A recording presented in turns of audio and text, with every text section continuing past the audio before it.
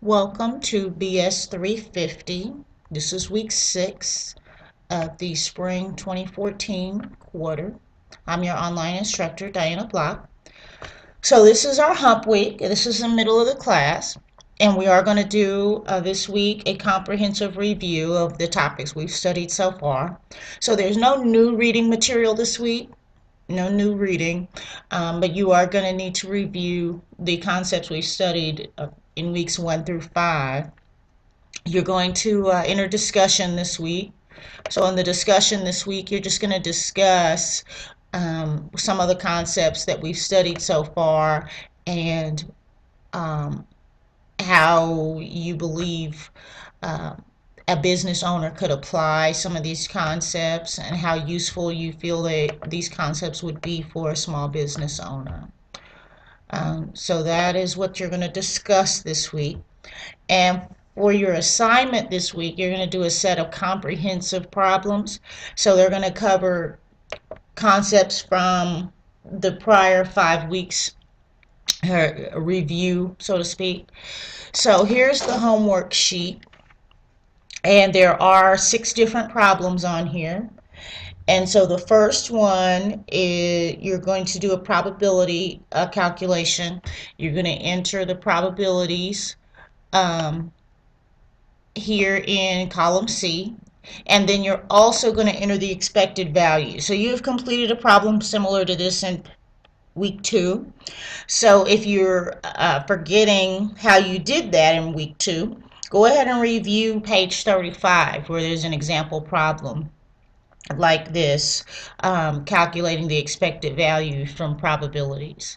In this example, you're trying to find how many items are going to be sold per hour on average based on the information given here. And so again, page 35 is where you can review that. You can also review your assignment from week 2.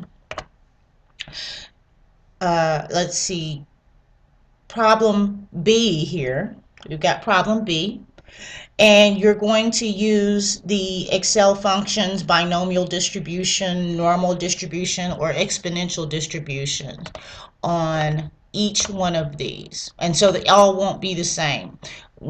At least one of these is binomial distribution, at least one is normal distribution, and at least one is exponential distribution. So you'll have to review those items, those functions, to see which one applies to which, and you can review that on page 41. I believe that was week 3 that we did problems similar to these, and you can review the information on page 41 about binomial distribution. And then on page 47 you can read about normal distribution, and then exponential distribution was back on page 52. So you'll review those items, those functions, review your previous assignment and related to these distribution functions, and then you'll complete each section, each of the 4 sections on part B, problem B. So let's look at problem C here. This is expected monetary value. And EVWPI, we studied that a couple of weeks ago. Look at pages 77 and 78 is where we found this information. So review the problem you did like this previously, or also review pages 77 to 78. You're going to fill in all the values in green, including the most you would pay and whether you should use a large or small based on using max and min. So you'll answer all of these questions. Similar problem we've done before, but refer back to page 77 and 78 to refresh yourself. Then we've got a regression analysis problem. And so we did regression analysis just a week before last. And you've got some data here. You've got a y, you've got 2 x's. So we did a problem just like this. If you need to refresh on that, look on page 122. and see how to complete your regression analysis. Once you've got your regression analysis run from Excel, you're going to look up all this information in green in the data and enter your answers here. Make sure you go all the way down and answer all the questions in green from your regression data. And again, look on page 122 to refresh you of that, or look at the previous homework assignment that you did with regression analysis. And then problems E and F are both solver problems. So of course we worked using solver in week 5, just last week. So you are on page 266 is where you'll basically start seeing the examples that you can use to apply to this. So you're going to, as we've discussed, enter your objective functions, enter formulas for profit, whatever constraints you're given, you'll enter that information down here, and then you'll go to solver. Go to your solver, enter all your information. Enter your information in the solver.